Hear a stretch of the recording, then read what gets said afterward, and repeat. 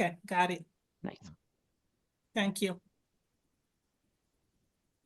Now I will show my screen.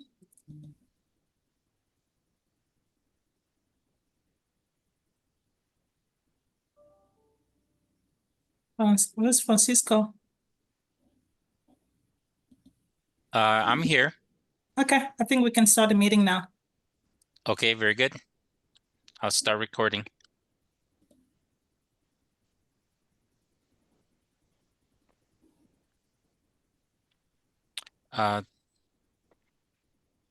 Good afternoon, everyone. For those of you that are not familiar with the interpretation service that DOTI offers for many of these events, you are able to listen to interpretation into Spanish by clicking on the globe on the bottom of your screen and selecting the language of your choice. Buenas tardes a todos. Para aquellos de ustedes que no han tenido la oportunidad de aprovechar del servicio de interpretación que ofrece DOTI en la mayoría de sus reuniones, si por favor pueden dirigirse a la parte inferior de su pantalla y seleccionar el icono de la interpretación y escoger el idioma de su preferencia. Si están conectados por celular, asegúrense de pulsar los tres puntitos en la parte derecha de la pantalla de su teléfono y escoger interpretación. Bueno, muchísimas gracias. Thank you, Ninita. Thank you. Thank you, Francisco. All right, with that, we can open up our meeting for March 12th, 2024. And Gary, do I have you on for roll call? Sure do. I was just trying to check off the ones that I've seen, but let me write through the roster. Lucia Brown, are you here, Lucia? No, she's not. No. She emailed me. Okay. Alicia Brown. I am here. Oh, okay, very good. And my Thank name you. is yet again misspelled. Your name is. Say again. I don't know why, but every time I get in this meeting, my name is changed and it's misspelled. Oh. And that's Power on. I'm going off Okay. voice, The but I think Bluetooth that's device is ready to pair. I think that's All right. Lucia. And moving on to Brian Carroll. I don't see Brian. Okay, Ian. Yeah, I'm here. Okay, very good. You got it. I saw Jake. Amy. I'm here. Okay, very good. I see you there. Alan, I see Paul Gunzer sent an email, said he's out of the country. Christopher, saw you. I'm here. Joe, are you on? Yes. Levi? Yep. Yeah, I see you there. I just got on. Okay, Yeah, and thanks. I see Jamie, Arlene, and Jonathan, and Julie. Is Julie? I don't see I am here. Julie. I am here. Oh, This you is are. Julie. I'm Oh, here. okay, okay. Sorry. Very Yeah, well. I'm just off camera because I'm moving around, but Okay, I'm here. I got I'm you. listening. And then Tinsley. Hey guys, Let's I'm see. here. Oh, there we go. Gotcha. Very well. All right. Thank you very much. I think that does it. We have two missing. Three missing, sorry, which I'm sure is quorum. Yeah, I think we do. And just to clarify, Gary, not sure if you saw that was Lucia Brown who was saying she was here, not Alicia Brown. Oh, I see. Alicia's not here. Yeah, I think Lucia's here, Alicia's not. Oh, okay. I did have that messed up. I'm sorry about that. No, no worries. It was confusing. Okay, very well. I should know better. She's on our committee. No worries. All right. With that, and that's kicked off and having quorum, we need to vote to approve our February meeting minutes. Do we have a motion? So moved. Awesome. And a second? Second. All in favor, raise your hands.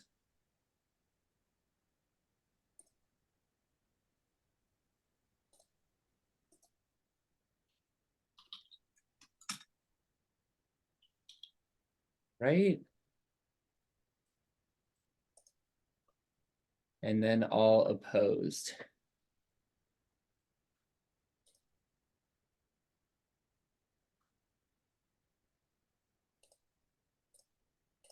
All right, Julie, I'm guessing you're not actually opposed to approving the meeting minutes?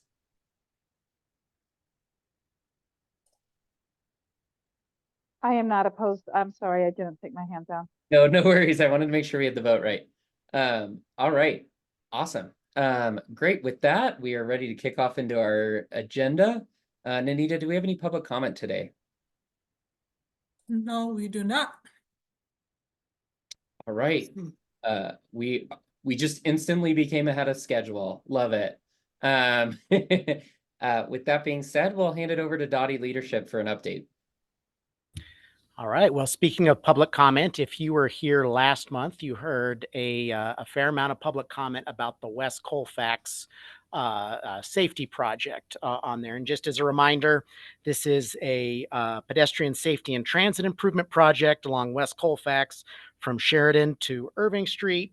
And the project included 8 median refuge islands that would, of course, decrease traffic, decrease crossing distances for people on foot, provide kind of that safe space to stop when crossing the street, and then also reduce those left turns and conflict points.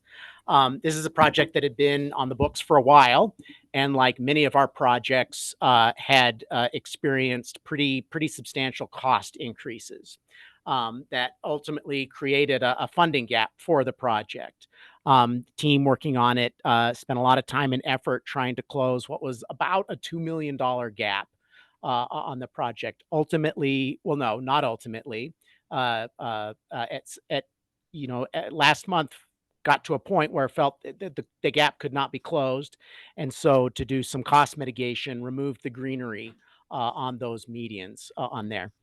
We heard very clearly from the community at our last meeting and in a number of other venues about the importance of that, and just wanted to share, and this has been in the news, so you may already know this, but act surprised that we were able to work both with our city Department of Finance and some other departments, and some through hard work and some through serendipity, were able to close that gap and return the full project to what was originally scoped, and to that the greenery that would be along those medians. I can't remember if I already said it, but ultimately what we're proposing is basically just to do cement medians on this, but with being able to come up with some additional funding from some additional sources, we're able to reinstate all of that. So everything as presented originally will be delivered at this point.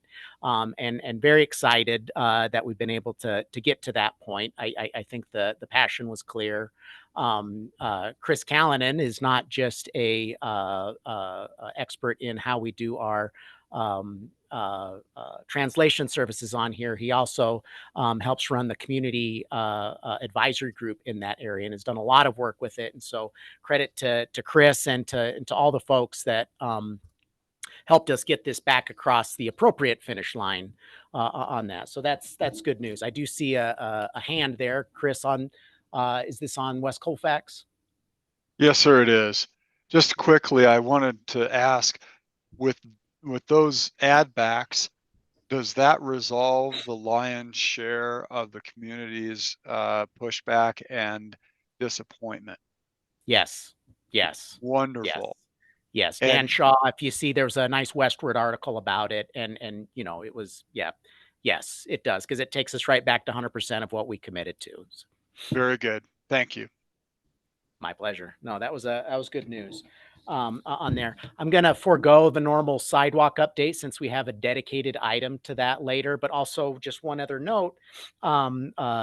Speaking of kind of our high injury network, there is going to be a public meeting on the Alameda lane reduction study. So the scope of this is between Franklin and Lincoln on there. There will be a public meeting March 20th from 4 to 6. And I will put, as always, that information in the chat here on that. So if that is something you are interested in learning more about, by all means, attend the public meeting. And yeah, otherwise, happy to take any other questions. End of my report at this point. Jamie. Yeah, I'm just curious if we run into this situation again where we're short on funds, especially when it comes to greenery, have we considered maybe a private partnership with the community for people to donate trees? Because I know there's people that have capacity to be able to do that. So I hate to see Yeah, the greenery left out of a future project. And I know our financial situation may not be getting better this year, so something to consider. great suggestion. And yeah, I think, this is shown, and I think as we kind of go through this challenge with the budget, yeah, it's that type of creativity we're going to have to lean on to really fulfill those promises. But great comment. Thank you. Tinsley.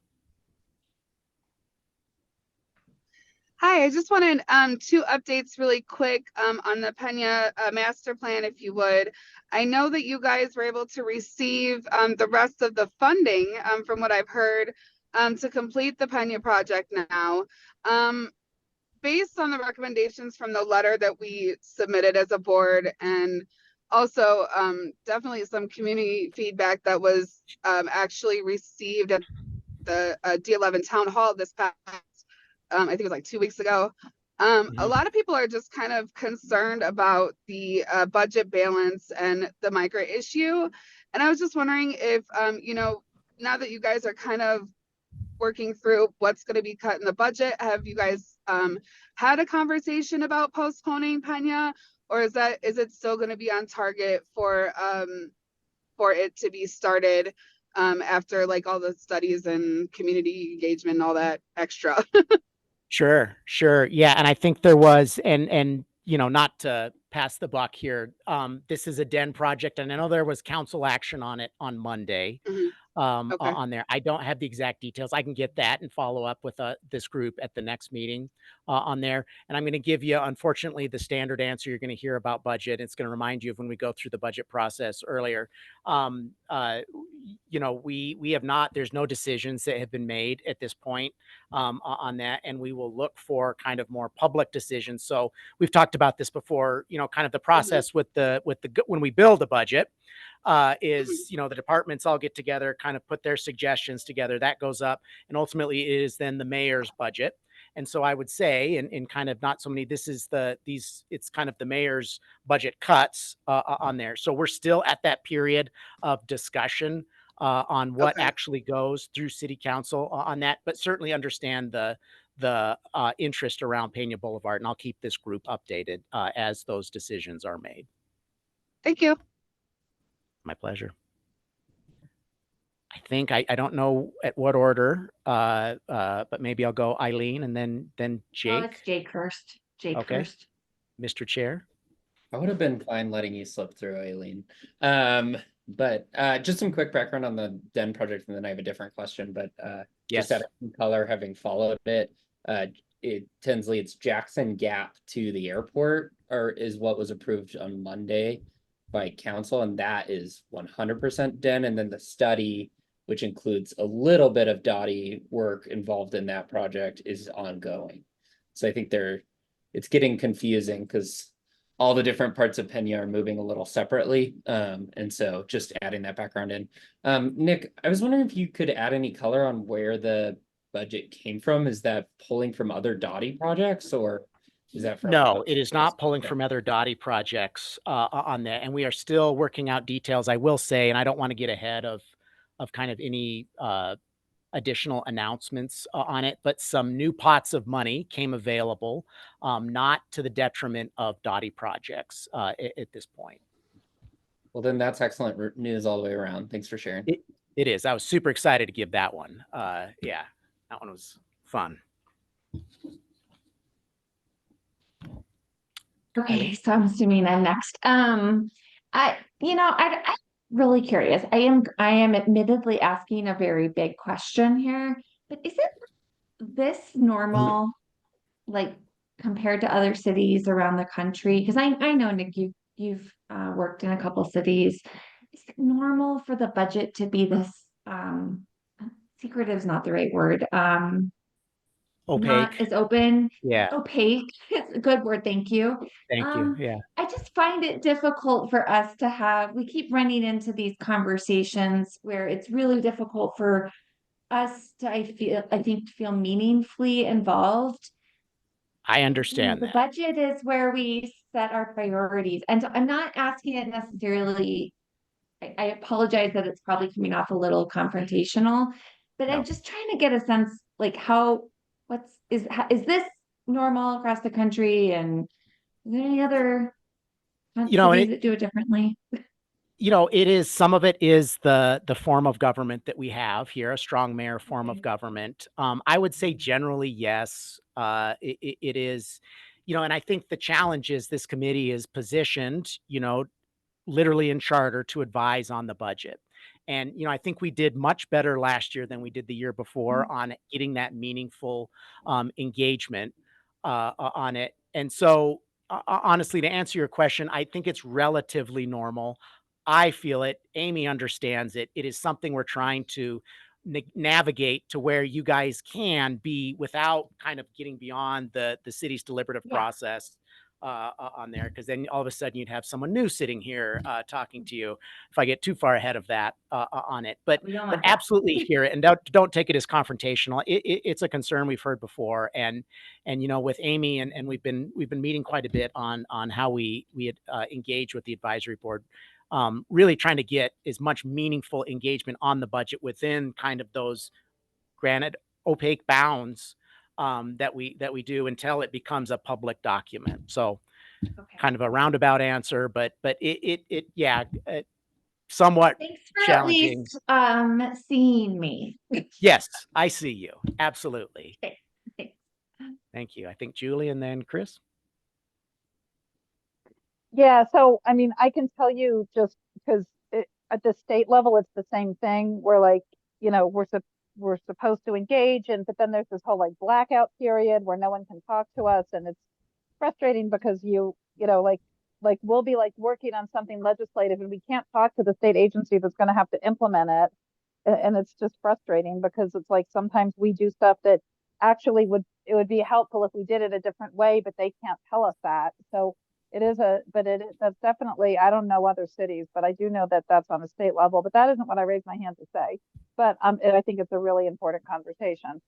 What I did raise my hand to say is, does the Pena thing mean that our recommendation was rejected, was ignored? Like, I mean, I don't think the DOTI people ignored it, but did the mayor, like, because didn't we make a recommendation, even if it wasn't DOTI, but like, I think, I won't speak for anyone else. I mean, I know I certainly feel that like we don't have to do Pena, and I'd rather see the rec center stay open.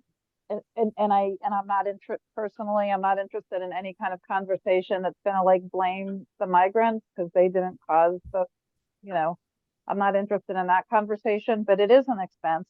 And so like we could not do Pena and we could then maybe keep rec centers open or do or something else that our city, that all of us need, because we do have transit to use to get to the airport. So it's not like people can't get to the airport if we don't do Pena now. So I was just wondering whatever happens, that because I thought that letter that our policy folks put together was very good. So I was just And curious agree. about that. 100%. And absolutely, we read it. And I've had conversations with the mayor's office. And if I'm not mistaken, Jake or Allen, I believe the member from the mayor's office is either reached out or met with you guys.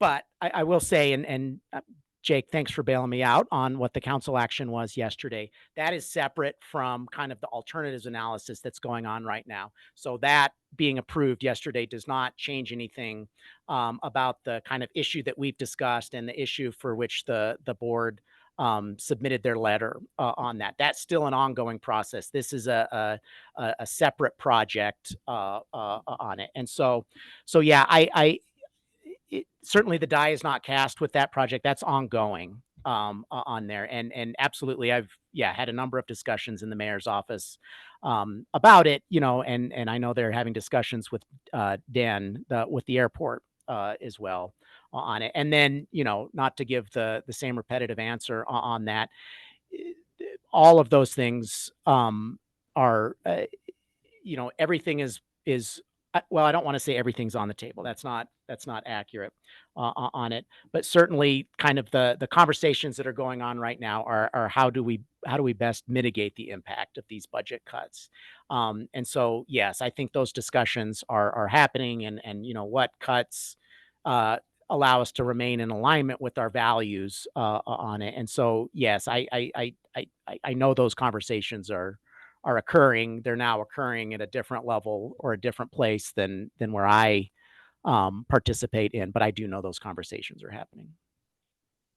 I think the better question, and I'm sorry to interrupt, I know I raised my hand, but I think the better question is the new funding that you guys got for the Pena project that you said is not really affected by the DOTI budget or funding. Are those time restricted or like is it basically funding that DOTI can use or DEN can use as they see fit for this project? Or like, is there a deadline that this all the funding, the new funding that you found, is there some kind of deadline to when the completion should be done? And I think I tracked you, although new funding on that. Now, the new funding I was talking about earlier, that's West Colfax. That's not what you're talking about, correct? Correct. I'm talking about the Pena plan. Gotcha. The So rest, I yes, think it was like 26% or whatever. so that is, the old capital stack with lots of different sources of funding. But really, I think what kind of this group's discussed the most is the TIP funding, the Transportation Improvement Program funding that comes via DRCOG on there. And yes, that does have a time limit. We go through processes. It's typically a few years to utilize that. But if it's not utilized in a timely manner, that funding does go away. And to be real clear, that funding is not DOTI general fund, DEN general fund, anything like that. Those Sure. are specific federal dollars that couldn't be reappropriated to help with our migrant response on there. But it does have a time frame on how it's utilized, and if not utilized in a timely manner, whoosh, goes back. For the next meeting, when you do kind of bring up some more Pena updates, would you mind sharing the actual, like at least for I know that it was already funded 27%. I'm not talking about that, the city responsibility. I'm talking about the other funds that you received to cover the rest of the project. Would you be able to give us at least kind of an idea of when some of those deadlines were? Because I think my concern is, if they do postpone this project because the community sees it as almost like a budget burden, regardless of where the funds come from, I feel like, have understanding when some of those budget or those grant deadlines will help us kind of look at next year and what we're recommending for next year's budget, because we'll understand like, okay, if this was postponed this year, we'll have a better idea of what we need to do for next year. Am I making sense? I'm trying. I think so. Yeah, kind of amongst that capital stack, what are the time limiting factors on there? And to be clear, and I don't think you're insinuating this, but to be clear, I don't want to insinuate myself that they're talking about delaying anything on there. Sure. I don't know on that, Okay. but yeah, we can certainly give some more information on kind of the timelines around that TIP funding. Happy to do that. That would be fabulous. Thank you, Nick. Yeah, Chris. Thanks. This is going to be a test of my memory. I wanted to make a comment about your budget transparency and pile on to the other comments. I can't help but believe that if DOTI more eagerly and fully embraced the input and review of the advisory council, that it would be much more difficult for council or the mayor to make changes to your budget. So let us be an ally to help you, get your priorities pushed through. So if that's a concept or an idea or a seed that you can plant with leadership that you think is worthwhile, please do. Consider it planted. Thank you.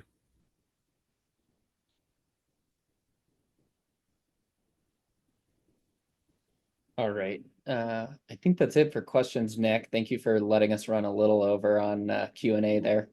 My pleasure. And to our next guest for patiently awaiting, Jill, are you ready for us?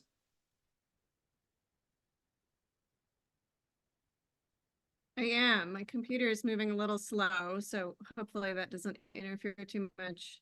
Nick, I think we're tag teaming this. I have the same presentation we gave council. Do you want to split it up the way we did for council?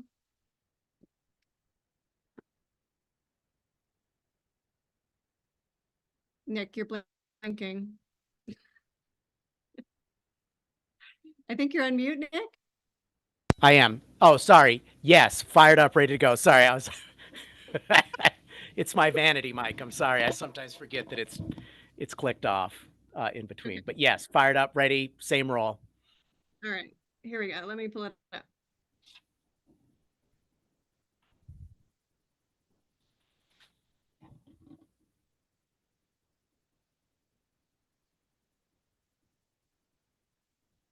And I am still seeing black screen. I'm patient though.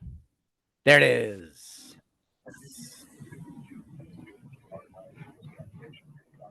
I'm gonna turn my video off because my internet seems really janky right now. Fair. All right, take it away, Nick. All right. So we're going to start here. Just quick review, high level review. I think if you've come to any of these meetings, you know what Ordinance 307 is. But of course, this is ordinance that was passed in November of 2022 that at its very core took kind of the current or the previous scheme, what was then the current scheme of sidewalk liability and responsibility, which was really based on the adjacent property owner. So to put it in simple terms, of course, the sidewalk that is in front of my house, I was responsible if it cracked, if it broke, if I had a tree next that uprooted it. I am responsible theoretically for filling a gap and or bringing it up to standard. Now, filling a gap, it was exceedingly rare, it's almost never that the city would order someone to fill a gap. I'm going to give an example, and similar for when we think of bringing a sidewalk up to standard. So think of the Hollywood sidewalks. It would be very rare for us just to go out with the wand and say, "You there, bring this sidewalk up to standard." Where that authority was utilized was for development, and when there is development going in, we had the power and still do to order, as part of this development, we want you to build the sidewalk, fill in a sidewalk gap. Or as part of this development, we want you to bring this sidewalk up to a standard. So instead of a Hollywood, think of a 5-foot tree lawn and a 5-foot sidewalk, or depending on where it is on there. The city, had done previous programs in the late teens, 2018, 2019. That's weird to say it like that. Had done what was called then the Neighborhood Sidewalk Repair Program. And so that was not a program that changed any ordinance, but what it was a proactive approach to really try to address damaged sidewalks on there. And what that involved was, in kind of a systematic manner, sending a DOTI inspector out to site sidewalks that were not up to standard, let that homeowner know that they have the responsibility within a certain amount of time to fix that sidewalk, or they could also do it, have DOTI do it through our contractor at the resident's expense on there. That program kind of fits and starts. And ultimately, we were not able to deliver that. There was a lot of political challenges. There was a lot of it was very difficult to keep inspectors. You can imagine how folks reacted to that. The ticket man coming down their street and writing them citations on this, and had some actual safety incidents because of that. So that program died kind of during the pandemic. Not long after that, and Jill will probably said much before that, but in 2022, a citizen-led ballot initiative was put on the ballot called Denver Deserves Sidewalks. Basically, what it did was it shifted that responsibility for repairs and construction reconstruction from property owners to the city. And it was funded by an annual fee charged to property owners and originally based on the linear foot. So you would take how much sidewalk you had or should have in front of your house. And then there was within the ordinance, a multiplication on the type of street. And that ultimately would be your annual bill. The city would use all of that funding to build out, to do all the repair, bring sidewalks up to standard and fill all the gaps on it. That ordinance called for construction of the complete sidewalk network within 9 years of enactment of the ordinance. And that fee is to be charged in perpetuity to fund the ongoing sidewalk repairs on that. So that's what 307 did. Again, I think this committee is pretty familiar with it on it. As I said before, so the fee is based on that linear footage, and depending on, and what you see on the left are the different street types identified in the city's comprehensive plan, Blueprint Denver. So that was your rate. So you would, if I had 50 feet of sidewalk and I had lived on a residential collector or local, I would multiply that 50 by 215, and that would give me my annual fee on there. Some of the challenges and the challenges are I'll talk about some Tabor challenges later. Actually, that bums me up. Fee discounts. And so, of course, this is a fee burden on our population. And we have a strong tradition in the city of providing discounts or instant rebates for those folks, lower income, who would qualify. We had that as part of that neighborhood sidewalk repair program that I referred to. And so did 307. What 307 originally proposed, though, was a little different than how we've done it. On some other programs and how kind of programs that would come out subsequently. And we'll talk about that. And that's going to be addressed in some of the recommendations from the committee that Jill's going to talk about. So what 307 did was say, if you live in a NEST neighborhood, which is neighborhoods identified as at threat for gentrification, and there's about a dozen of those you see listed on there. If you lived in one of those neighborhoods, you would get a 20% discount automatically. The pro side of that is there's no administrative, you don't have to know that there's a discount program. You don't have to apply for a discount program. You just get it automatically based on where you live. Now, the challenge of that is it also means that folks that wouldn't otherwise or maybe shouldn't be eligible for a discount program. My favorite example that I make up is if Elon Musk lived in Athmar Park, Elon Musk would get the 20% discount. We know how that sits. No commentary on Elon Musk, but we know how that sits. So wanted to potentially approach it, and I won't steal Jill's thunder. We'll talk about some recommendations that the committee has come around there. Allowable revenue uses. This is not a slush fund for us to do what we want as long as we do a little sidewalk. This is a enterprise fund that is focused on sidewalks. So that means construction, upgrades to meet standards, repairs, and of course the cost to administer the program. It does not include areas outside of the right of way. And we'll touch a little bit on some potential adjustments to accommodate our partners in Parks and Recreation. And it does not include landscaping except to restore what was disturbed as part of the construction. Also doesn't things like park benches, curb and gutter, unless it is incidental to construction or widening of the sidewalk, as we'd say, but for this sidewalk project, would we have to do this curb and gutter? If the answer is yes, then that would be our interpretation, is that would be an appropriation of the fund. And more critically, and especially as we come into an exciting snowstorm, it does not include snow removal on it. And so the adjacent property owner, just as they are before 307 and today, are still responsible for that snow and debris removal. Next slide, please. Surprise, surprise, this is being managed by the Denver Department of Transportation and Infrastructure, DOTI.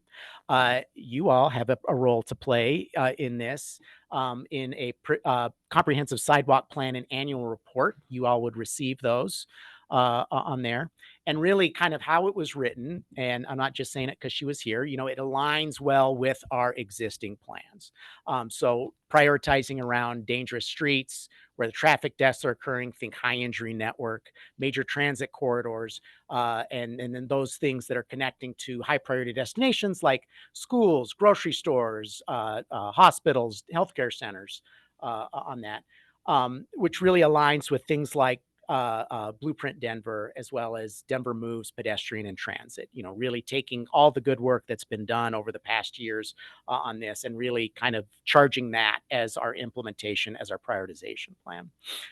Also includes, and this is something we learned a lot about, and I learned a lot about personally, about flagstone sidewalks on here. And most folks probably know what flagstone sidewalks are, but they are kind of the pinkish red, what look like sandstone sidewalks that you'll see in some of the more historic parts of the neighborhood. And they are beautiful, but most of them are, you know, upwards of triple digits in age, and they are extremely challenging to maintain. And Councilman Hines, you know, has consistently talked about the challenge of flagstone sidewalks. And if I do remember correctly, I think one of our DOTI Advisory Board members has given an interview about some of the challenges, especially for those with different mobility needs, those in wheelchairs, about kind of what a challenge those are. But on the flip side, folks are very passionate about the historic nature of those. And so in the Neighborhood Sidewalk Repair Program, we've developed a lot of ways to make it more possible to keep those flagstone sidewalks. But the key is it has to meet the same standard as a concrete sidewalk on there. So those are kind of some of the big points of program management. Will you explain what that means, the same standard? That means that we don't, when we go out, so like flatness, curve, you know. So you can make it unevenness. look like that, but it can't be all bumpy. We can't, because those are, it's painful to go over those. Agree. So, Agree. And thanks. yeah, so it is Awesome. the expectation is no, you more or less, unless you look at it, you should have the same experience on a flagstone sidewalk as you would on a up to standard concrete sidewalk.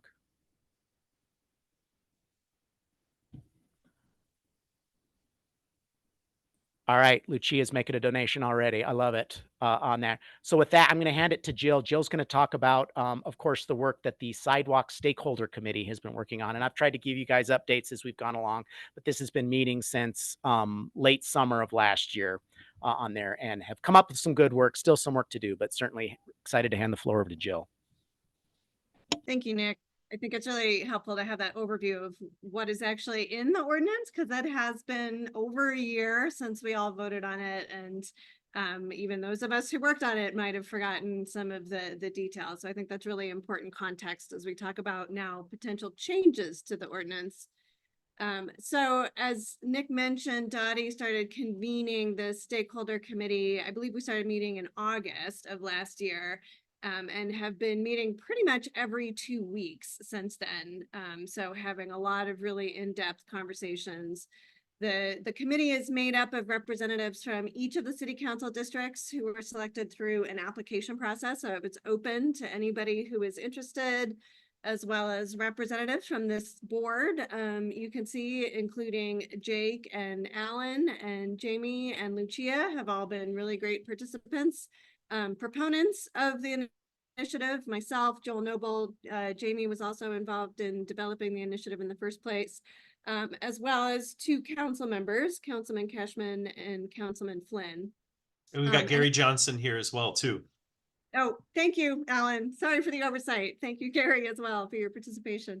I want to commend the committee as a whole. You know, we've had a lot of tough conversations. Basically, at the end of the day, a lot of what we're discussing is what does fair mean when you're talking about charging property owners a fee? And this advisory committee brought a lot of different perspectives to that topic and a lot of different valid ways of thinking about what's fair. And I think the recommendations that we've come up with don't necessarily align 100% with everybody's definition of fair, but I think the committee did a really good job of considering all those different perspectives and coming forward with recommendations that they could all unanimously support. So the agreed upon purpose of the committee was to discuss refinements to the ordinance, either actual amendments that need to be enacted by city council or the details of implementation, while continuing to honor the will of the voters, the majority of voters who approved Initiative 307. And for our purposes, we defined some key principles of what we felt was living up to the will of the voters, that we would fund sidewalk improvements publicly through a property fee. Sidewalks don't grow on trees, so we need money to actually create them and keep them in good condition. We want to minimize the burden on lower income households through some kind of discount on the fee, and the original ordinance also included a deferral option. We want to make sure that we are in fact generating enough revenues and structuring the program in a way that we can actually build out the sidewalk network in a timely manner. There's room for debate on what complete and timely means, but we want to, in good faith, make sure we're setting up DOTI to be able to do that. And we want to ensure that DOTI is also able to continue to maintain the sidewalks in good working condition. We don't want to build the network and let it fall into disrepair and create some sort of liability for future generations. There were a few key considerations that really informed the committee's discussion as we were thinking about potential changes to the ordinance. Number one was the concerns that we were hearing from community members and city council members after the ordinance passed, particularly regarding fees that are assessed to residential properties and fees that were substantially higher than the average under the original ordinance.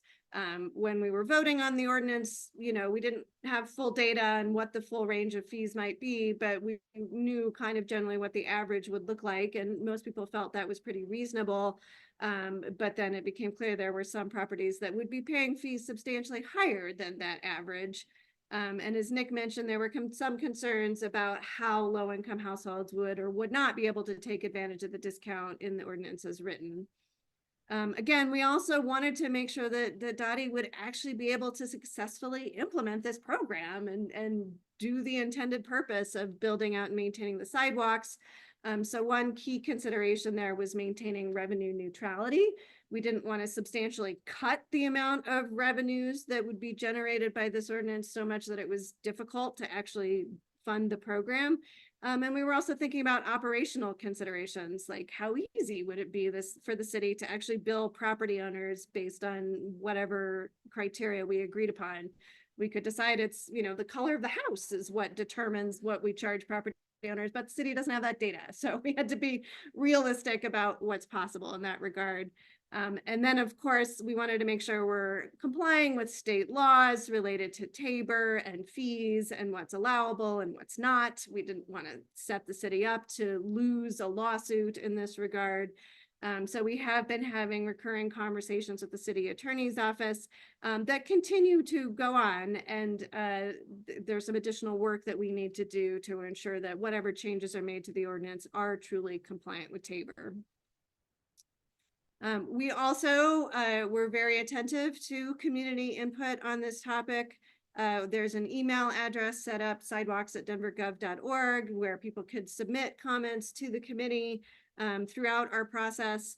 And then once we had draft recommendations that we wanted community input on, we put out a public survey that was available both in English and Spanish. It was out there for 2 weeks, which isn't a huge amount of time, but we worked really hard with the media to make sure that the word got out far and wide.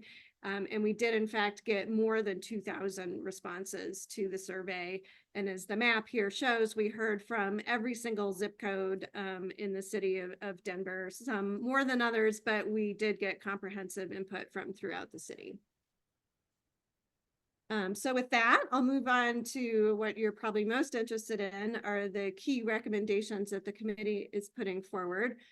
So first of all, the committee is recommending some changes to the overall fee structure. As Nick went over in the original ordinance, the fee was based on the linear frontage of the property and the street type, which dictates how wide that sidewalk should be. So basically the fee is directly tied to what is the square feet of sidewalk that is or should be adjacent to that property. What the committee is proposing instead is a tiered flat fee structure that's based on the density of development on that parcel, specifically for residential properties. So defining low density residential properties as those that have one housing unit on the parcel. Medium density is 2 to 7 units on that parcel. That actually aligns with the city's trash collection program. It's that medium density tier that's eligible to participate in the city's trash program. And then the high density category, 8 or more housing units per parcel. Again, that aligns with other ways the city has defined low, medium, and high density. If you have a higher density parcel, you actually aren't eligible for that trash program. So just creating some consistency in definitions here. And the way we calculated this flat fee per residential unit for each of these tiers is by adding up the total amount that would have been contributed by those properties under the original ordinance and dividing it by the number of properties. So it works out to be exactly the average fee that would have been paid in each of those tiers per residential housing unit. Hopefully that makes sense. You can ask questions if you need clarity. And based on our advice from our city attorneys and making sure that we're staying compliant with Tabor, we are working on a similar tiered flat fee structure that would make sense for non-residential properties as well. Obviously, non-residential properties don't have housing units, so the fee can't be pegged to the housing units. So we're looking at other ways to structure that. So just a little bit more on the rationale behind this recommendation. Again, the concern we heard from the community was the kind of the extreme variability in fees that were being charged to residential properties, with some of them paying nothing because they have no linear frontage, to some extreme cases, corner lots or lots that have 3 edges with linear frontage. Some of those were paying over $500 per year. So we eliminate that variability entirely by charging the average fee for each of those density categories. And the reason we wanted to segregate out by density is because the higher density the property is, the more compact it is, and you are able to provide sidewalks more efficiently to those higher density properties. You need less sidewalk per residential unit. And so we wanted to acknowledge those benefits of density in the fee structure. It is by definition revenue neutral and does retain that mathematical relationship between the way the fee was originally structured, which is directly rated to the square feet of sidewalk that we need to build to serve the city, and the fee that we're charging to property owners. And that's important for maintaining that Tabor compliance. There needs to be some rationale for why we're setting the fees. We need to be able to show our math, basically. The second change that the committee is recommending is related to the fee discounts. Again, in the original ordinance, there was the automatic 20% discount for any property located in a nest neighborhood.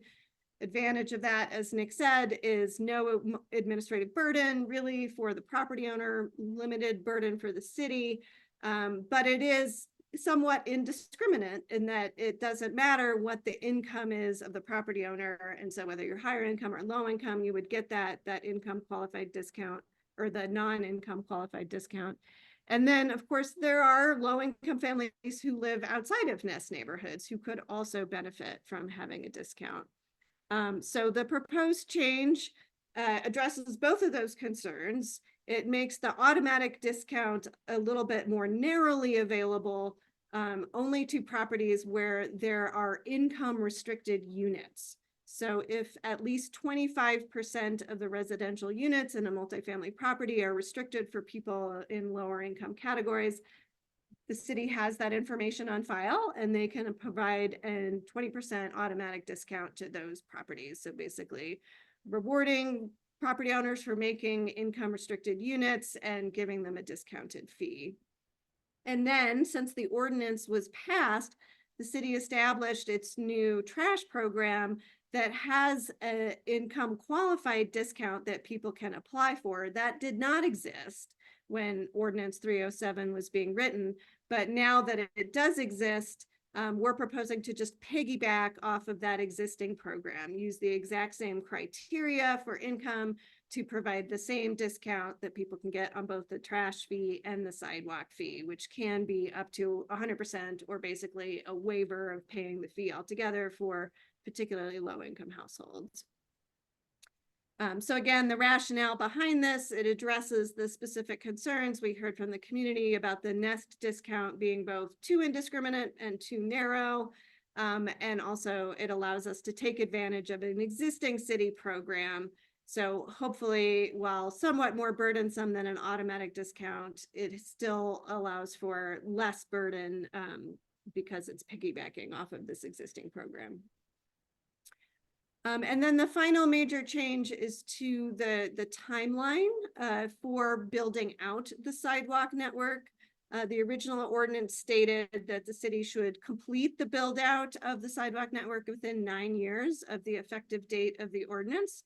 And just a reminder that City Council did move back that effective date to July of 2024, specifically to allow this committee to develop its recommendations. When we're talking about how long it's going to take to build out the sidewalk network, a key question is how much is it going to actually cost to build out the sidewalk network? And can we do it in 9 years with the revenues that will be generated by the ordinance?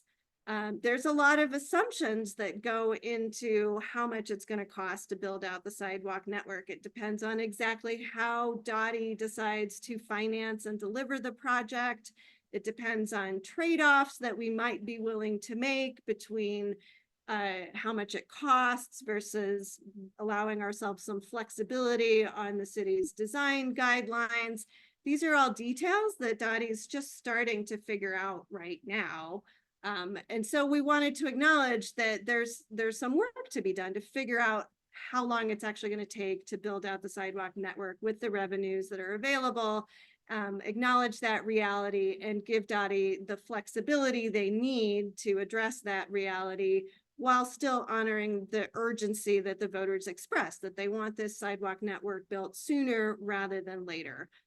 So the recommendation is simply to add this clause to the ordinance that the sidewalk network should be built out within 9 years or as soon thereafter as possible, as determined by the Department of Transportation and Infrastructure as they start working out these details of implementation.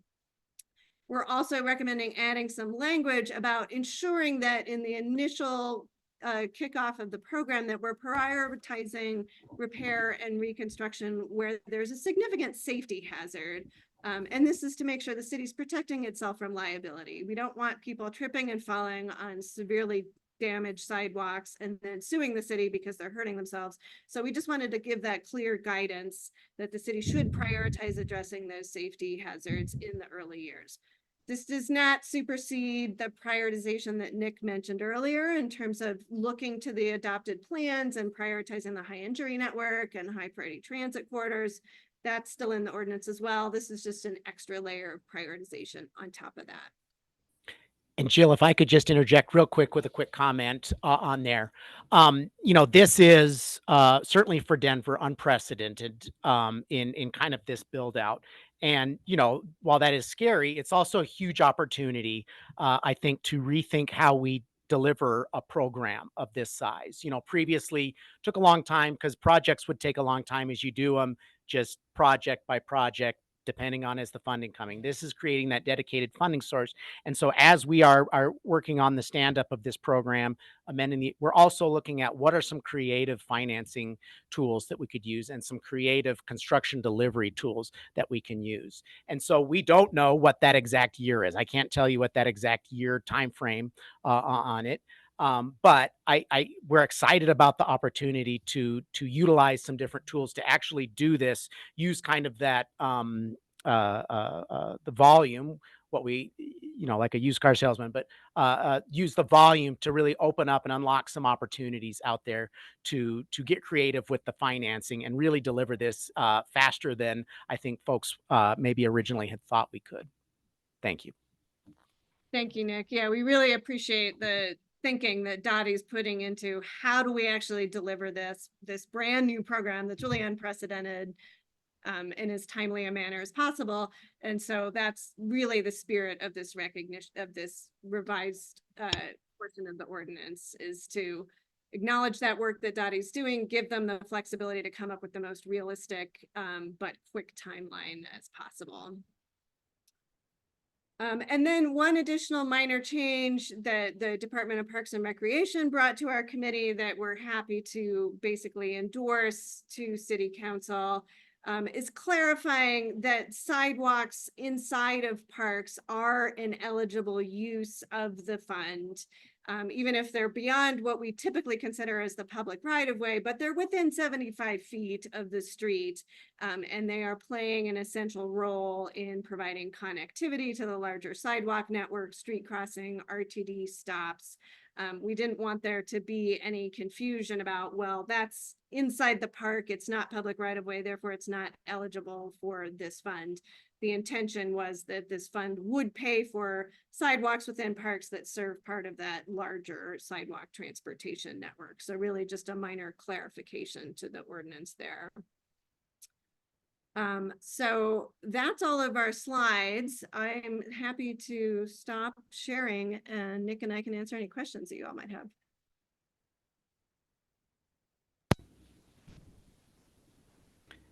Mr. Chair, do you want to call on folks, or do you want to? Yeah, sure. Let's do it. Christopher, I think you're up first. Jill, I just want to say thank you. This was a very well presented information share, and you did it with flair. So you must know this information very well. And again, thank you for sharing with us. Yes, thank you. As Nick can tell you, we've been spending a lot of time talking about this, so it's deeply embedded in our minds, whether we want it to be or not. Joe.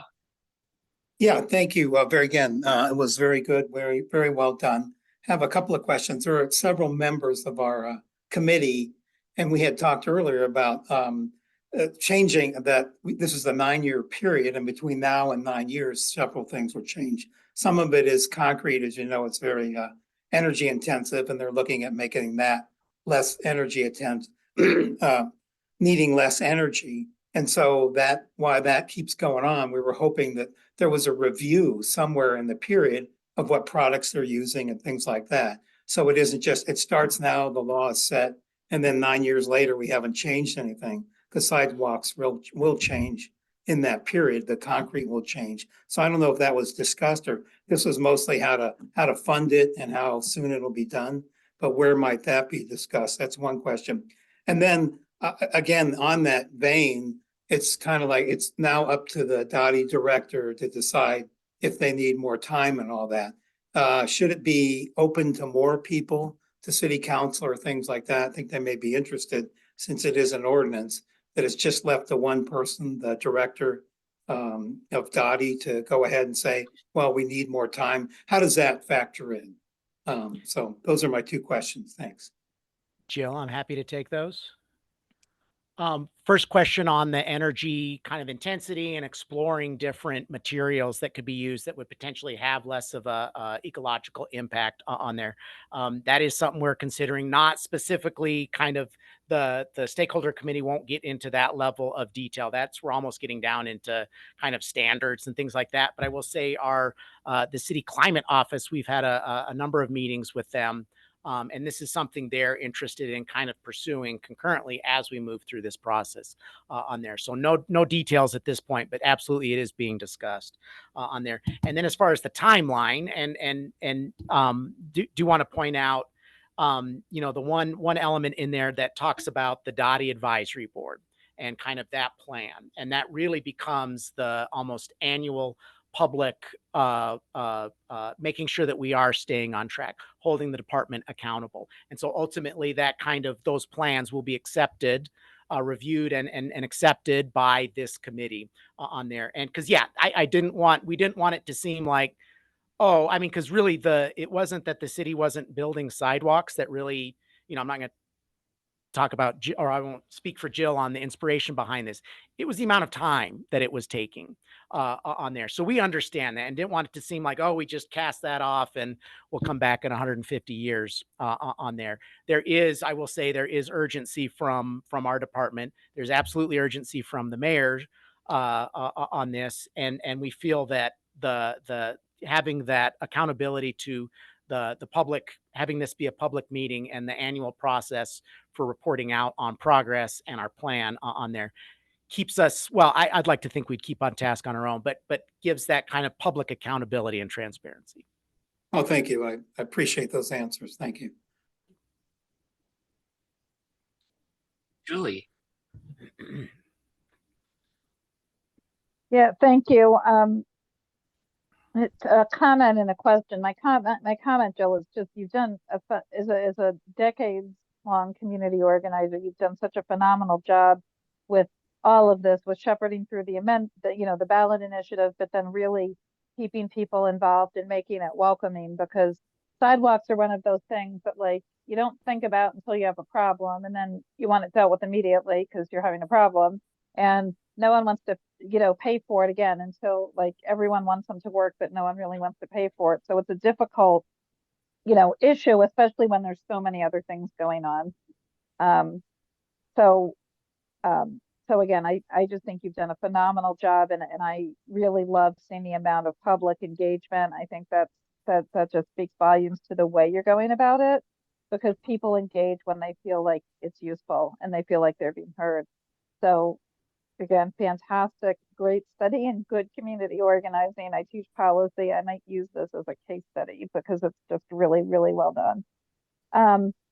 My question is, in the meantime, and I understand this can't all get done immediately, but in the meantime, it seems like there's got to be some way to enforce against developers or big owners who are just not doing anything. And when I tried to report something, I got told, well, because of 307, everything's at a standstill and we can't really enforce.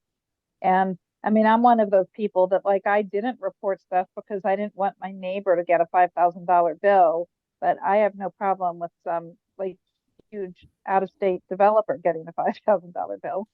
Especially when it means that, that people can't walk, because they're also the same kind of people that don't shovel. And I know we can report the shoveling, but it's the same kind of people that just don't do anything. Is there anything we can do to hold, again, the big guys accountable while not burdening our neighbors who, probably just, like, genuinely couldn't afford to do this? Once it's all done, then it's just maintaining. That's a lot more manageable. But in the first 9 years or 10, is there anything we can do, whether through this or through something else? Great question. It does. And one thing, I can't remember if I said it or not, want to be real clear about when I talked about how the city utilizes its authority to order folks to build sidewalks. And I said, we don't typically use that with individuals, but we would use it in development. 307 explicitly does not change that. So we maintain that authority. Now that goes to building sidewalks or bringing up to standard. It doesn't necessarily speak to that ongoing maintenance on there. And we are at a very challenging kind of period right now where the responsibility for repairing that sidewalk legally is on us, but the funding to do that is not yet come in to us. We are, and we've talked about it, we are the driving towards this July date. Councilwoman Sandoval had run an ordinance last year to kind of effectively make, the effective date of this July, meaning that we could not bill any sooner than July. Of course, we are still working through this. We're not going to send bills out until we've got the scheme basically approved by council. Otherwise, we would be sending out different versions of bills, to follow amendments on that. We can't do that on there. So there is an element of truth to what 311 told you. Now, what we are trying to do is there are some older remaining pots of funding that we can use for repair. And we've got our right-of-way services team prioritizing, where do those dollars need to go in the interim until we can start collecting those funds. But yeah, this is a challenging period right now where we've got all the responsibility, but none of the expected funding yet on there. But recognize, I mean, this is how folks get around. Sorry, go ahead. So you couldn't, so like in an area that is clearly a developer, like they're tearing stuff apart, they're leaving stuff lying around. You can't tell them they have to do it and charge them. That would come out of DOTI's budget or come out of our budget. Basically, so we could do it if they were developed, like it was a redevelopment, and we can tell them to, okay, as part of this, you're going to build the tree lawn and standard sidewalk on there. We couldn't come by after that development was completed on there. We couldn't come by and say, hey, your sidewalk is broken, a tree root broke it. We couldn't say you need to repair it. We could say we need to repair it on that. Now, in instances, still in the development phase, could you do that? So that will get into kind of like part of the. I think there's more flexibility. Yeah. Sorry, I keep talking over you, please. No, I'm just saying, is that too technical? Because it just seems like, again, this I understood this as a way to protect like citizens and homeowners. Yeah, absolutely. Yeah, no. So I think if it was a and I'm not going to be real clear. I'm not an attorney or attorney here. I understand. So if it was during that actual development, I think we would have some more options on if things were damaged as a part of that. It's really that repair legally is our responsibility now on there, and just kind of accentuates what an awkward point we are in the history of the 307 right now, where we have the authority but not the funding to do those repairs. But I think if it was during a development and they ran a backhoe over the sidewalk, we would have, my understanding is likely we would have an ability for them to repair it on there. So that was a very tightrope answer, Julie. I hope that didn't feel evasive. No, it didn't. It didn't. And it sounds like in some of those situations, like that, like me as a citizen, I'm not going to know. I might know, like, gee, this is all torn up, but I wouldn't know where it was in a development process, though, right? So that would be something where you report it, and then the city would make a determination. Is that fair? Yeah. Correct. And that, so what I said earlier about that we don't, that doesn't mean that folks should not report to 311 on there. Right. That still is an important source. But yeah, Julie, I think you got it. Thank you. Before I call on Alan, I will back up one thing Julie said. I'm in absolute awe of Jill's ability to run this process from end to end. It was not easy, and Tabor's really not that much fun when you're trying to do a program like this. So was very difficult. Alan. Yeah, also massive kudos to Jill for being the godmother, so to speak, of this whole initiative. So thank you as well. And Nick, obviously you guys at DOTI have done a great job of taking on the reins as it's come into ordinance. So also, Jill reminded, I'm really excited we get to see an annual report on sidewalks. That's going to be really exciting here at the end of the year, early next year, whenever it comes out. Nick, 2 questions for you. Timing of, I know we backed everything up 6 months. Any estimate on timing of when we'll start to see repairs and new construction? Yeah, and that great point, Alan, and that, well, I don't know what the full scope is. I do know when we kick off, priority 1 and 1A is kicking off our the master plan, basically our prioritization of all of this work going forward. And 1A is doing those repairs. We know where we need to go out and do those repairs. So those will start immediately. And that was always kind of years 1 through 3 was always that master plan and repair. And then years 4 through 9, what was in the ordinance, 9+ now that's where we really kick into, based on those prioritizations, is building out the gaps and bringing those up to standard. So the first things you will see, because people won't really see the draft of the first thing folks will see are those repairs really off and running on there. And, kind of going back to what I was saying about the opportunity to potentially use different types of financing and delivery, being able to to really hit that as much as we can, as broadly as we can, because we know where the sidewalk needs to be repaired. We have both the 311 and we'll really start. We've got a very kind of crude or relatively crude understanding of where repair needs to occur with funding. And as part of the prioritization, we'll get very good granular data on this. I think if you've been in the sidewalk meetings, I've done my little, it's literally a little cart that someone would go up and down and whoop, too bumpy on that. But the first things you will see is that repair basically on, you know, as soon as the check clears on the fee. Great. Follow-up question. I've had several people from community ask this. Who within DOTI is kind of running things on this right now in terms of either on the planning side or the construction side of things? Is there a sidewalk czar, so to speak, or is it amongst several different departments that are working on the project?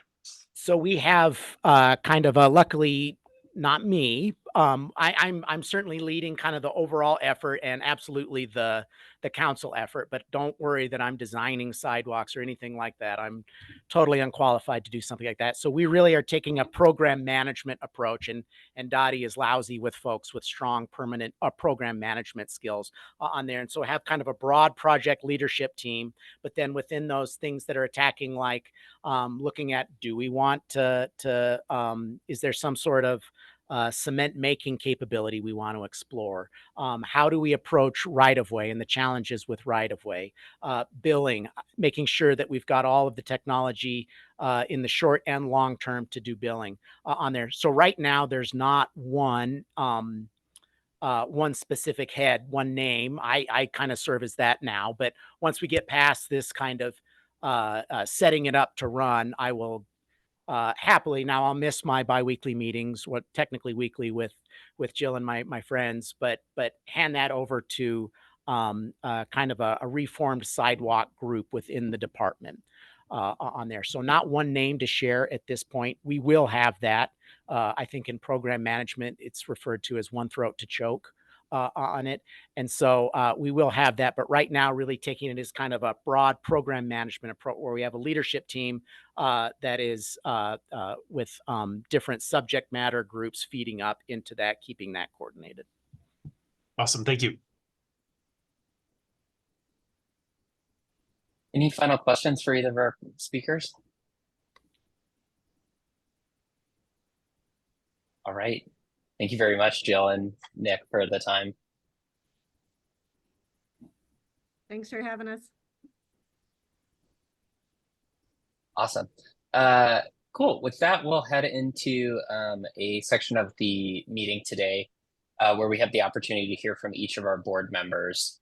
And so we can go through that list. If people want to raise their hand, what we'll be doing is giving an update on the community. What challenges related to DOTI are you seeing in your community right now or hearing from community members?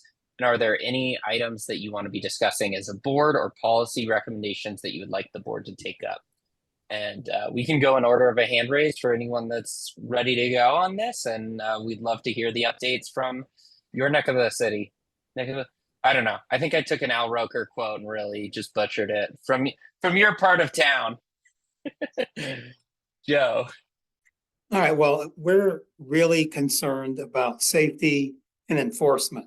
So we've had quite a few meetings on bad intersections and what can be done about that and how the police can play a better role or more of a role in taking people to task who are speeding. So we've had several intersections in my neighborhood, and I'm sure in other neighborhoods are even more intersections that are troublesome to everybody and their kids going to school and everything. The other thing is we've talked a lot about the mobility and maybe having some kind of, again, like in other areas are doing I forget, the little buses, mini buses, the shuttles, and be able to expand that. I know we've talked about that in the committee, and people are very interested in that, especially since we have some hospitals in our district and things like that. Be nice if people could take advantage of that and getting around. Those are the major ones that we've all talked about before, but that's really upmost on the mind of the people in District 5.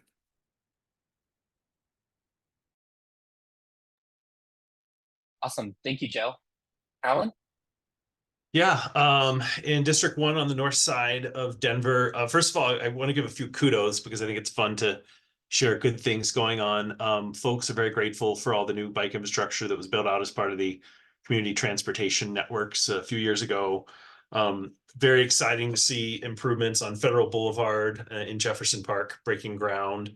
And also seeing the planning that's being done on 38th Avenue, as well as by our friends over in Edgewater that are working on Sheridan as well. And very grateful. I just want to extend a massive thank you from at least the Sloan's Lake neighborhood, that folks are very grateful for DOTI and the mayor's office and the council offices for making the West Colfax project happen, of having that landscaping in there. So thank you. Three on the challenges side of things, kind of three major themes: accessibility, safety, and enforcement, as well, and kind of an other category. So accessibility, a lot of our neighborhood has a lot of construction going on right now, both kind of scrapes and new construction and major reservations. We're seeing a lot of those going in, even some to the tune of several $1 million along the lakefront, where there's not sidewalks being required to be added to those homes. So there's been some concerns around that's not being part of the permitting process and being enforced, so to speak. On the safety and enforcement side, we've had concerns from elders in the neighborhood not being able to cross some of our arterial streets with enough time, like Federal Boulevard, like West Colfax Boulevard. Concerns from parents at our elementary schools throughout North Denver that it's not, and middle schools and high schools as well, but mostly hearing from elementary and middle schools that it's not safe to get their kids to school via walking or biking, especially areas right around the school. Desire for things like, more stop signs, more crosswalks, more speed humps, so to speak, raised crosswalks. Desires for more crosswalks on collector streets and safer arterial crossings as well along those themes. And just lots of speeding, seeing lots of folks driving dangerously with little to no repercussions. So I've even heard conversations around desires for more automated enforcement, speed cameras, red light cameras. And then the other category is occasional complaints. Solid waste pickup isn't always happening, and hearing from community members that the permitting process is taking a little too long. But I know that's a theme that the mayor has to work on that. So yeah. Awesome. Thank you, Alan. Tinsley? Oh boy, I hope I wasn't, I was hoping I wasn't next, but I'll go for it. I had to pick up my daughter from school. Okay. I think there's a bunch, but I'll start with some of the intersection concerns first. So there is a new road thing that I can say. Can you guys hear me okay? Okay. I think one of the things that I can say is there is some movement finally out in the northeast area of Denver in regards to some construction happening, which is actually a good thing. So I'm happy for that. That's a glow. But I would say for the intersections, I believe it's Cathay and Maxwell. That's going to become a real concern. And I don't think it's on anybody's radar yet because they have not technically finished the I guess you would call it I don't know, it wouldn't be the right of way, but it's just like a road that continues to be able to get on Tower. And there's lots of speeders happening within that residential area. So I just want to put that on the radar. And I am gonna make an effort to get a hold of 311 to talk about this too. But there's definitely a stop sign that's needed there.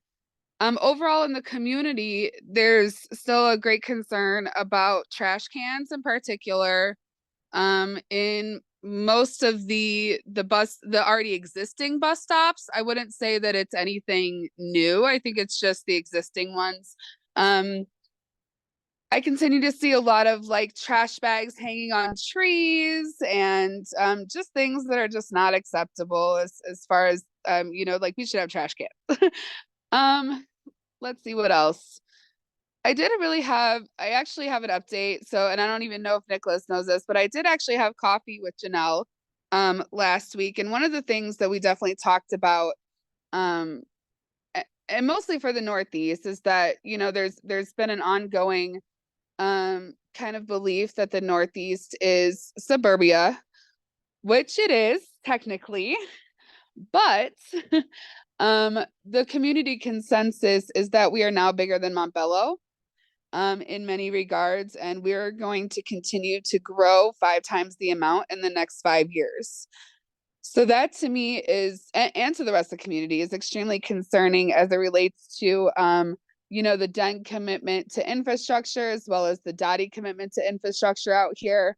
There's still many concerns. I know that Maggie had actually gotten a lot of great feedback at the town hall. So I'll definitely lean on her for some of those like more in-depth concerns.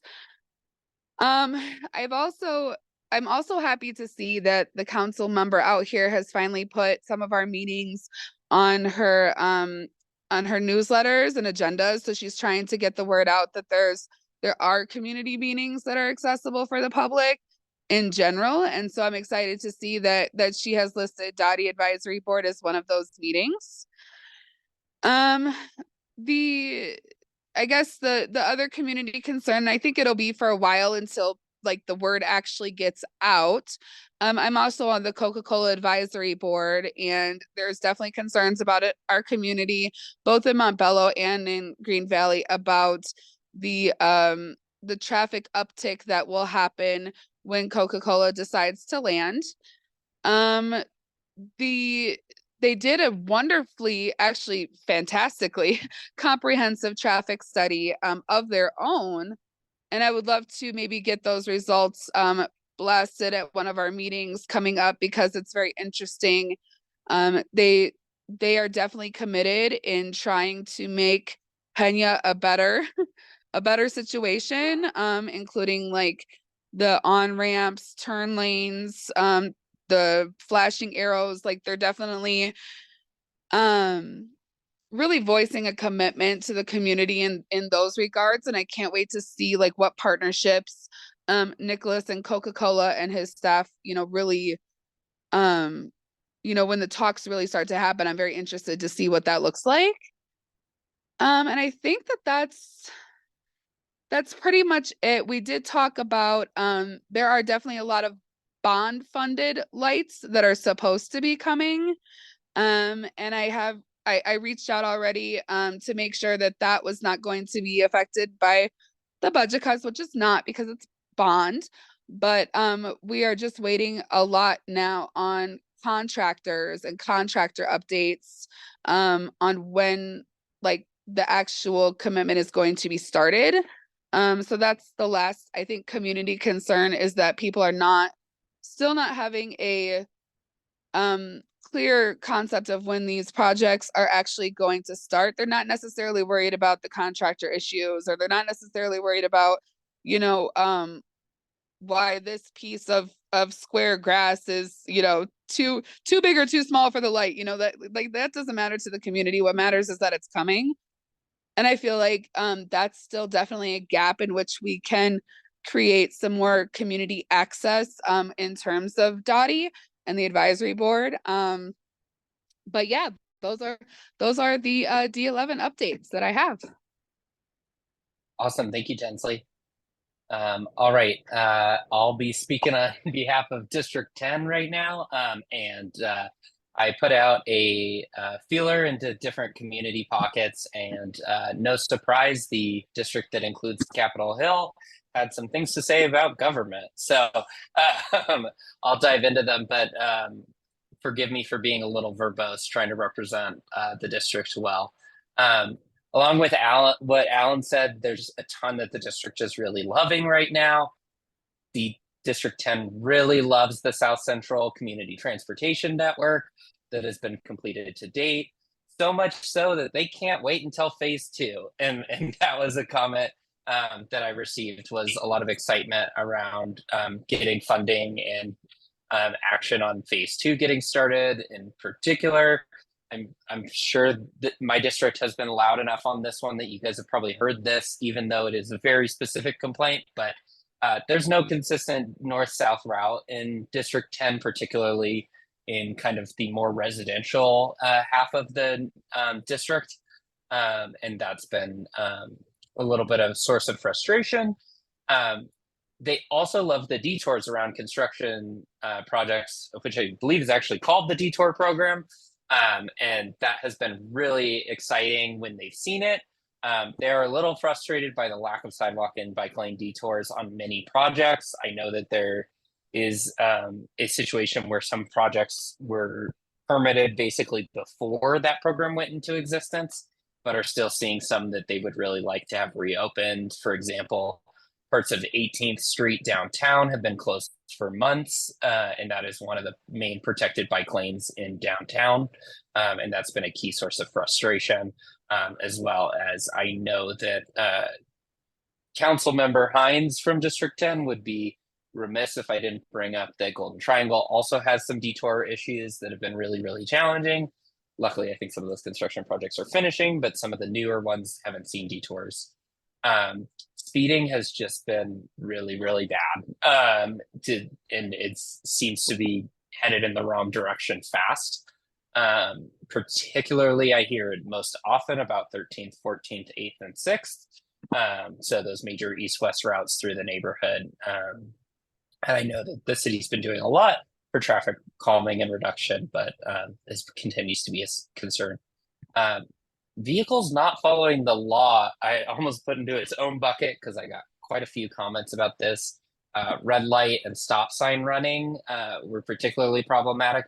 Actually, specifically stop sign running near Cheeseman Park was called out specifically, which actually can confirm that I have noticed that those four-way stops seem very optional to the drivers that use them in a kind of terrifying way.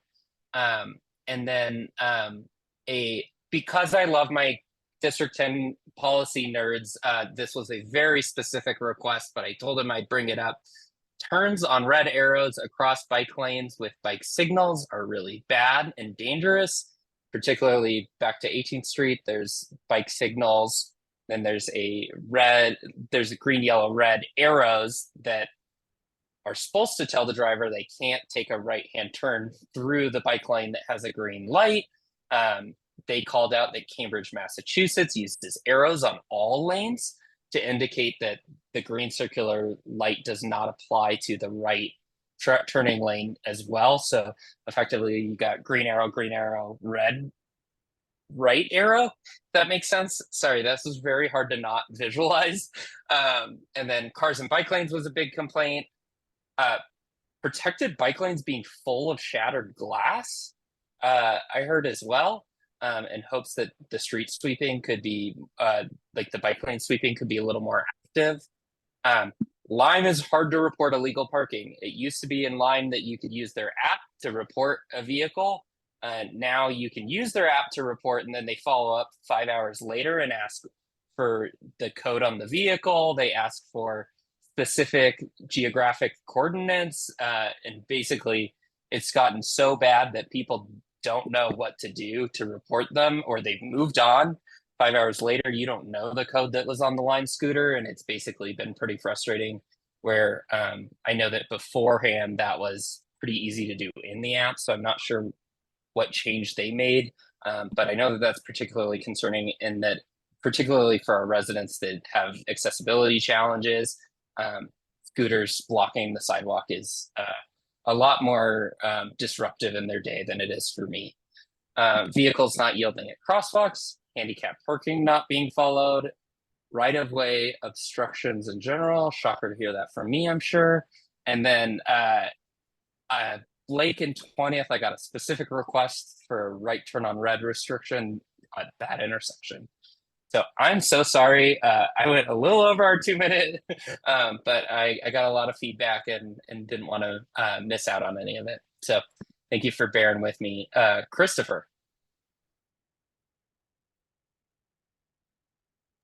Thank you. And, it's very comforting to hear all of these similar issues, because we have the same issues here in District 8.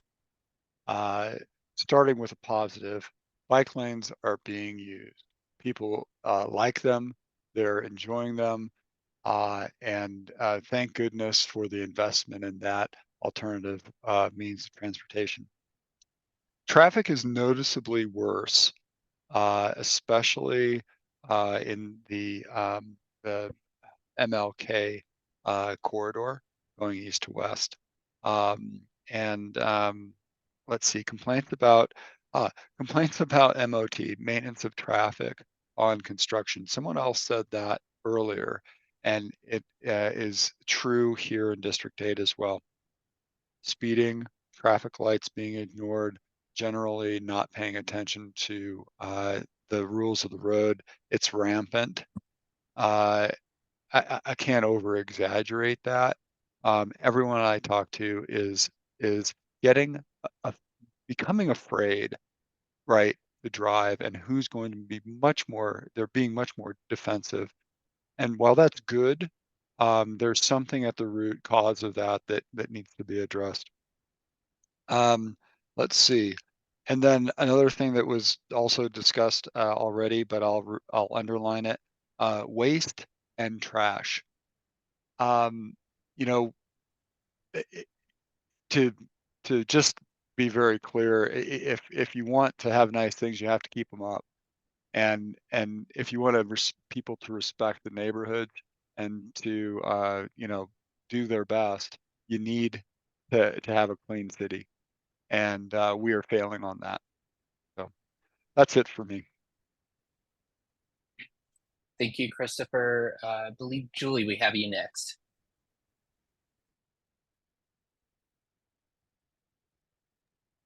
Yeah, thanks. And I apologize. I'm so focused on legislative session. I put District 8, which is my house district, on District 9 in the city. I just wanted to speak towards kind of from the perspective of non-drivers and wanting to make sure that we don't lose a focus on transit. I'm very concerned about some conversations that are going on legislatively around RTD. I think we need to make sure that, that while we appropriately criticize them when they need to be criticized, but that we also support RTD and, as a city, and that includes kind of the right-of-way areas and all of that. So, and the sidewalks, walkable goes along with that. So I just wanted to say, I hope we don't lose our focus on transit. And I know the Pena thing is kind of connected with that. It's really important, I think, that we don't lose bus routes in the city or the region, that we continue to have we can continue to build on a transit network, because that's important for so many reasons. Not, what we really need, and this came up at our stakeholder meeting after the mayor election, is that we need transit to be something people want, not something that only those of us that have no choice use.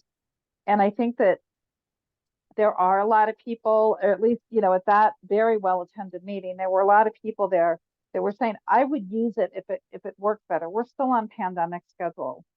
So there's some buses that are starting to get full, but a lot of them, I've been on a number of buses where there's, just a couple of us on the bus. And I think it's because this, it's the circular problem, and some of it is driver safety.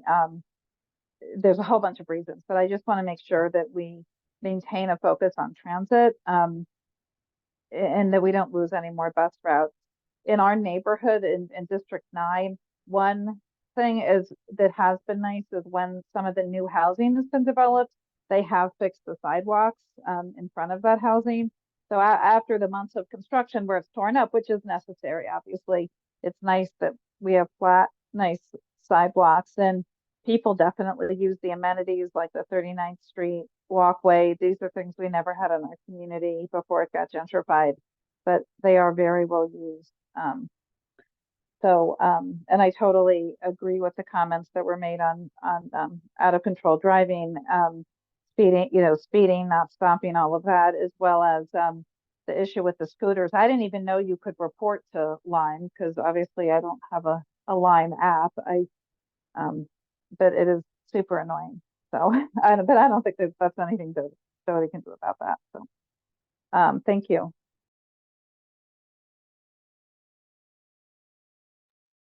Thank you, Julie. Appreciate it. I'm not seeing any other hand raises. We do have time for probably at least two more before our next meeting topic. Of course, if there's more than that, we can cover it. Eileen. Thanks. I'm actually driving to go drop off the puppies. You guys may have seen me trying to wrangle during the earlier part of the meeting.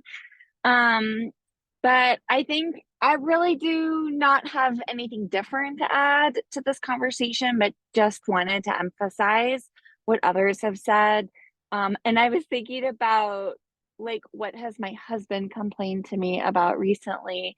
And does it square with everything else I'm hearing from my neighbors and my personal experience? And so the three things I want to chat about briefly are, unfortunately, the transportation, or sorry, the trash rollout is still really wonky, and I continue to hear feedback from people that like, and also we personally are getting charged for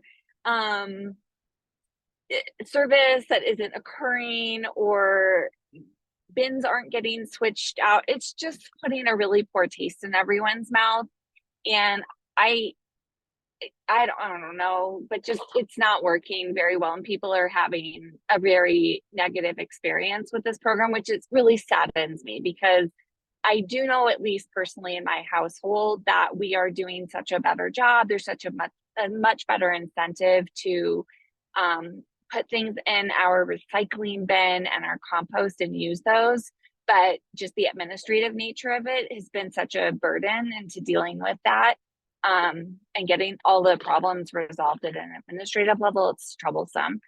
The second thing I wanted to point out that my entire family has commented to me on is the driver situation, and like what basically I would consider to be road rage at this point, because the experiences that I've had, that my kids have had while walking to school, thank goodness for the bike lane that's on their street now. They walk to school just to add the protection, but how fast they see drivers driving through a neighborhood, like blatant, like flagrant missing of red lights, like just driving through red lights and not paying attention to them. To the way I interpret it is a real lack of respect for other human beings that's out there on our streets. And I think that's why it's important for our organization, our board, and our city to be talking more about the people that we're designing this infrastructure for. And I think that's what gets me the most frustrated about things like the Pena Boulevard conversation, that I feel like that conversation has devolved into something about how fast can cars get down Pena Boulevard, instead of talking about how can people get to their jobs and how can our children have some belief that we're working proactively to improve our climate situation. So sorry to go on a tangent there, but I really do believe that if we start talking about the people that we're building this infrastructure for, that eventually we're going to make some cultural changes and hopefully change some hearts and minds out there about the way that we're treating people on the roads. And then the third one is, I'm going to echo the transit comments. My husband recently had an experience where he just don't have to go through why, but he needed to take the train home after going to an Avs game at night. And the game didn't end super late. I think it ended at like 7:30, 8 o'clock. And he tried to get on the train and 2 trains just didn't come. And he was so frustrated sitting there saying, like, it says it's supposed to come, but there's no trains coming. It's an Avs game. There are plenty of other people on the platform with them. If you're going to an Avs game, you certainly have the option to drive, right? Like, you're paying for tickets. You certainly have the choice to drive financially in most cases. But these are people that are choosing to make the right decision for our environment, for quality of life. And there's no way for them to find out that there's no train coming. Like, I even looked on the website, there was no service announcement, nothing. And so my husband, who actually at that time was not walking very well due to an injury, like, had to go and walk an extra amount of distance to get to a lift, which ironically only cost him $14, which there's no reason it should have even cost that little. But we have a real problem. We need to start designing a transit system that regular people are going to be wanting to use, and it needs to be reliable. That's it. That's my rant. Thank you. Thank you, Aileen. Not a rant at all. Same update as the rest of us. Gary. Thank you. I just wanted to emphasize the importance of many of the topics we talked about, particularly bike safety, bike protection, lane protection programs need to be implemented with some due logic in terms of how it interacts with traffic, number one. Intersection safety. I have been involved with several conversations about improving visibility at intersections, particularly as pedestrian crossings. And the last one is more of an administrative type of issue. I live in a high density neighborhood, and we were very, very concerned about the changes that are being made to trash collection fees and how they're collected in high density neighborhoods, along with the sidewalk fee and how it's going to be collected. So we're very, very anxious to see how that all works out. It's in progress at the moment. Thanks. Thank you, Mr. Secretary. Amy. Really similar to what everyone else was saying. My name's Amy, District 3. Couple things. In my neighborhood, just like food insecurities and like being able to walk to a grocery store. I have, walkable sidewalks, the encampments and trash in the gulch, displacement, affordable housing, the migrant situation. So that's what I have for District 3. Awesome. Thank you so much, Amy. All right. I'm not seeing any other hands, and we are slightly over time. So I did want to share that I know that a few of us were keeping track of these, and I've got them documented with a count. One thing that I'll be taking as an action item, I know along with Alan, is that we wanted to use the count a little bit to help us inform future topics. So we've got all of them documented, and we've got counts on all of them as well. So thank you all for sharing the concerns in your more local community. And we as co-chairs will be using that to better inform our upcoming meetings. So I really appreciate it. And looks like we've got some great next steps. So thank you all for sharing. All right. We have a update from the policy committee that I know Jamie put a ton of work into, but the rock star that he is at an RTD board meeting because he is on that board too. So sharing over here the update from the policy committee. This was a letter that I know Alan sent out to the board. Other policy committee members, I've done so much talking today that Joe, I know in particular, you were giving an update on this. Anyone else on the policy committee want to overview this one real quick? Well, basically we came down that we have this great opportunity to really be energy conscious on this and to really make sure that the city is being as progressive as they possibly can, since we're pouring an incredible amount of concrete. We think the scale of the project lends itself to that. Now I realize the city's got to kind of catch up.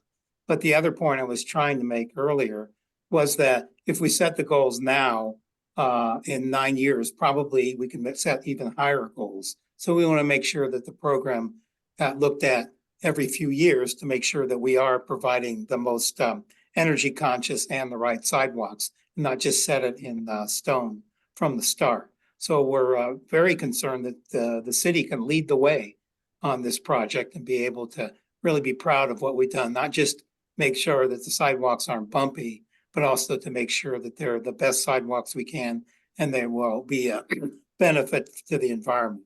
And not part of this, but I do want to say that I lived on Ray Street right across from the park, and I replaced my flagstone. Now I understand it's hard to maintain and all that, but boy, it's worth it. And I've always been pushing this committee that the streets are not just streets, they're really places where you live. And I'd much rather live next to a flagstone sidewalk than a concrete sidewalk. But that's beside the point. But I'm glad I got the chance to say that. But that's pretty much what, in a nutshell, we're trying to do. Let's make this city really shine and really ahead of the curve on these sidewalks. Thank you. Yeah, I'll add to Joe's a little bit. At our last policy meeting, we did have, a conversation around one, how excited we are for the sidewalk program, even given all the challenges in front of it. But really talking about when we are talking about concrete and its major ingredient cement, like the emissions are not an insignificant factor. Yes, having more people walking than driving or using potentially, other modes of transportation should have a positive influence on our environment. And that is exactly why sidewalks are so great. But at the same time, can we look at potentially looking at improved things? So Jamie really led this. So I don't want to let his authorship be forgotten on this. But I know that kind of some key principles came to mind out of the group. Number one was avoiding long-term contracts that are not flexible, particularly when it comes to procuring concrete. There was some discussion about other materials in that like there are more sustainable concretes right now, or I should say cement ingredients. I also just found out about one yesterday that is made via electrolysis rather than using coal to heat limestone, which was very cool to see that. And I know that in Scandinavia, they're using a lot of recycled plastics, which is a very interesting material because actually most plastics are not recyclable really in reality, but they are actually a pretty good paving material. And that they've already been created. You can use recycled plastics almost exclusively, and they can be permeable and they're flexible, and all the things that you want out of pavement is all the reasons why plastic is bad in other contexts, but is perfect for a paving environment. So those are kind of other things that we were looking at. Some other things to consider was contractors that are potentially closer to the city to reduce the impact on hauling. Let's see, mentioned the materials difference, and then prioritizing contractors that have a plan to switch to alternative products, even if they're using mainstream products today. And then points to those who use upgraded vehicles and fleets, and then avoid contractors that fire their limestone in populated areas. These tend to be in minority communities, and they CO2 is far from the only emission that happens when heating concrete, and the other pollutants are less environmentally damaging, but more damaging to communities that live nearby. So that was the letter that came out of the policy committee. Jamie and Lucia and Joe and Gary and all put a ton of work into this, and Aileen. Hopefully I'm not forgetting anyone else, but this was the letter that they were recommending we move on. Hopefully you all got a copy of this. Lucia, I have a feeling you want to add something. No. Okay. I saw you pop up on my screen and go off No, mute. I was like, no, I just want to talk about the other things about the policy committee, but let's finish this.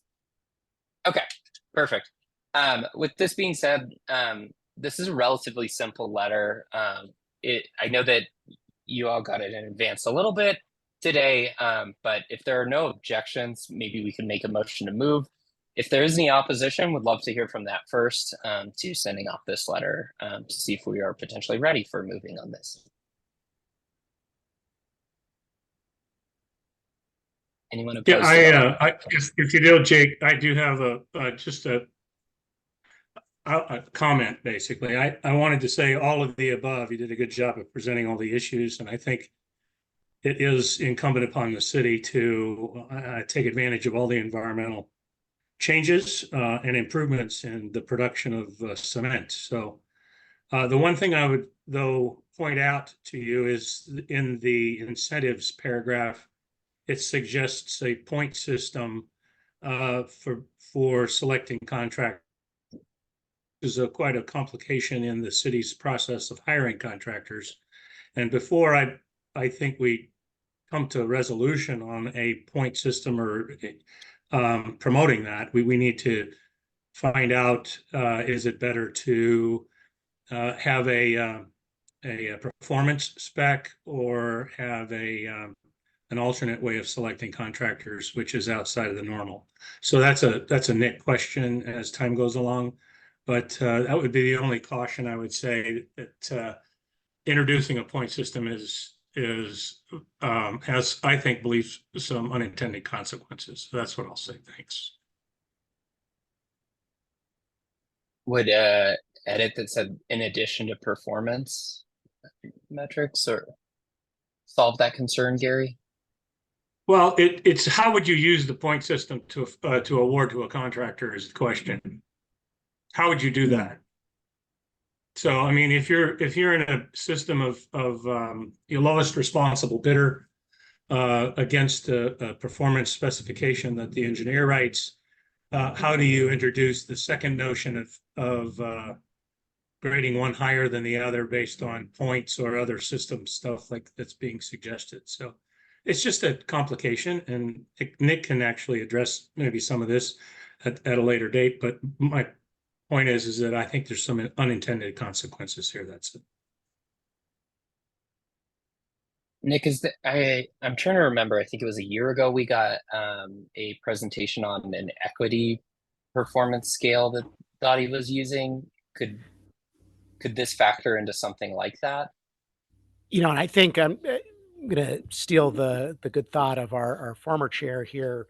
You know, where we would address that would be in the actual RFP when we are proposing that. Now, there are factors, you know, procurement is super complicated in government, you know, and even depending on, you know, if we pursue different types of funding, the legislation or the ordinance talks about TIFIA funding, federal funding, you know, and that then becomes federalization of a project, and that has an impact on what factors we can use to select a contractor on there. But all that to say, yeah, I think there's probably options in the RFP, and I think this is a good point. You know, we've probably had a little, well, as I mentioned, we've had conversations with Kaiser about this, and certainly is something we're aware of. But yeah, as we get into that implementation phase, yeah, I think looking how we can be creative in the procurement within whatever guideline or whatever bounds we have to comply with, to yeah, try to see what we can get out of folks. Yeah, then I'll Thank remove you, my Nick. opinion. Nick, maybe given that caveat, I can follow up with you after the meeting and figure out how we can reformulate this to be most friendly to all of those moving parts that DOTI has. Cool. And then we can share out this letter again and do a digital vote. Alan. Yeah, I just and forgive me, I don't have the whole letter in front of me right now, but I just wanted to emphasize it, and I think it's kind of been alluded to by others, that want to make sure that this is not delaying the implementation or putting a cost burden on the implementation of the sidewalks program, since obviously that's probably one of the most sustainable forms of transportation there is. But if that's in there, great. But if not, that's something I just wanted to highlight. Thank you, Alan. I did totally skip over this section called pilot that talks about it being used very initially at a small scale and then ramping up while the sidewalk program is occurring simultaneous. So hopefully we've captured that as well, and I just totally skipped over it. Awesome, thanks. All right, any other comments on this letter? Reminder, I'll follow up with Nick and see if we can make that language a little more flexible for the DOTI team. All right, great. And now other updates from the policy team. Yeah, I have, nope, it just went away. Oh, we also just talked about, no turn on red as something that we need to discuss, more. Maybe that needs to be something that needs to be put on our list of things, but the policy, we want to decide, you know, do we want to be involved with that? Maybe we need to learn more about it, internally. We have a lot of questions, especially since it was brought up by one of our council members. And then the other item is just that we want to extend an invitation to other advisory board members. If they are interested in joining the policy committee. I mean, it is of an active committee. We actually get things done, and the meetings are only, you know, 45 minutes to an hour long. So anyway, we would love for anyone else to join us. We meet on usually Wednesday mornings. Is it the third Wednesday? I think it's the third Wednesday. It's on my calendar. So It's usually after this meeting, right? The next day, so, yeah. yeah. Is Yeah. it tomorrow? Oh, no. Um, I don't know. no, I'll it's have to check. not Is it- tomorrow. Oh, okay. No, Yeah, it's next week, I think. the week the after the 20th, DOTI meeting. Yeah, Yeah. it's the 20th at 10 a.m. So if anyone would like to, you can reach out to the chair and get you hooked up. I can The add chair of that the DOT. we're working on two different presentations for our next meeting. One on the current thinking on the cement issue, and the other on the red turn on red. There's a staff person that's up to speed with that, and they were going to inform us of where DOTI was on the issue. So that's coming up possibly at the next meeting on the 20th. The chair of the DOTI policy committee is Jamie Lewis. So follow up with him if you'd like to join, and can confirm what Lucia said. Fun and active group. We even meet for Right. drinks. It's happened. All right. Any other odds and ends that anyone wants to share? Alan?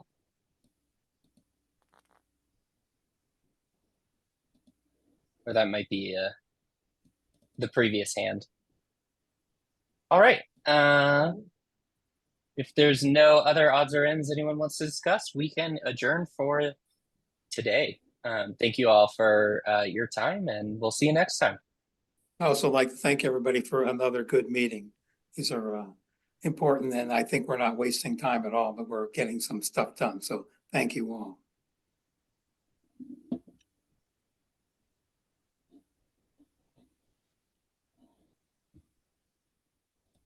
See you later.